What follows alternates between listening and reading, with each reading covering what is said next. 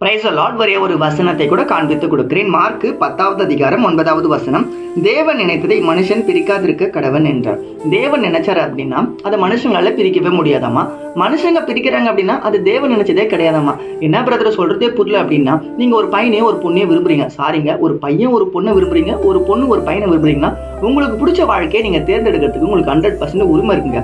ஆனா அது கர்த்தருக்கு சித்தமான வாழ்க்கையா, அது கர்த்தருக்கு பிடிக்குமா, ஏசப்பான கேட்டு செய்யணும் தான் நான் உங்ககிட்ட சொல்றேங்க. நீங்களே உங்க ஆசைப்படி உங்க இஷ்டப்படி நீங்க உங்க வாழ்க்கையை தேர்ந்தெடுத்தீங்க. இப்போ உங்களை விட்டு பிரிஞ்சு போனவங்க நீங்க வருத்தம் தானே பட்டு இருக்கீங்க. நீங்க அப்பவே ஆண்டவர் கிட்ட கேட்டீங்கன்னா ஆண்டவர் உங்களுக்கு சொல்லுவார்ல, வழி நடத்துவார் தானே. உங்களுக்கு உதாரணத்துக்கு சொல்லணும் அப்படின்னா, எங்க அப்பா பயங்கரமான குடிக்காரரு. ஆனா எங்க அம்மா எங்க அப்பா விட்டு போகவே இல்லை. இன்னைக்கு அப்பா ரசிக்கப்பட்டு அம்மா ரசிக்கப்பட்டு நாங்க ஏசப்பாக்குள்ள இன்னைக்கு ஊழியம் பண்ணிட்டு தான் இருக்கோம். அது என்ன விஷயம் அப்படின்னா, இது கர்த்தர் நினைச்ச வாழ்க்கைங்க. பிரச்சனை, போராட்டம், பிரிவினை வந்தா கூட எந்த இடத்துல எங்க அம்மா எங்க அப்பா விட்டு போல, எங்க அப்பாவும் எங்க அம்மா விட்டு போல. அதே போலதாங்க இன்னைக்கும் உங்களுக்கு பார்த்தா சொல்றேன், நீங்க உங்களுக்கு ஆண்டவர் கொடுத்த வாழ்க்கையை தேர்ந்தெடுத்துட்டீங்க. அந்த வாழ்க்கைக்குள்ள இருக்கீங்கன்னா அதுல பிரச்சனைகள், போராட்டங்கள் வந்தா கூட அதுதாங்க கர்த்தருக்கு சித்தமான வாழ்க்கை. அந்த வாழ்க்கையை விட்டுறாதீங்க. ஒருவேளை உங்க கூட இருந்த வாழ்க்கை உங்களை விட்டு போய்க்கலாம், ஆனா ஆண்டவர் உங்களுக்கு சித்தமான கருத்தை உங்க வாழ்க்கையில் கண்டிப்பா செய்வாரு. இன்னைக்கும் நீங்க தனிமையில, கஷ்டத்தின் பாதையில யாருமே இல்லாம இருக்கலாம், ஆனா ஏற்ற நேரத்துல ஏற்ற துணையா ஆண்டவர் உங்களுக்கு கொடுப்பாருங்க. ஜெபம் பண்ணுங்க, விசுவாசமா இருங்க, கர்த்தர் தாமே உங்களை ஆசீர்வதிப்பாருங்க. God bless you. ஆமென்.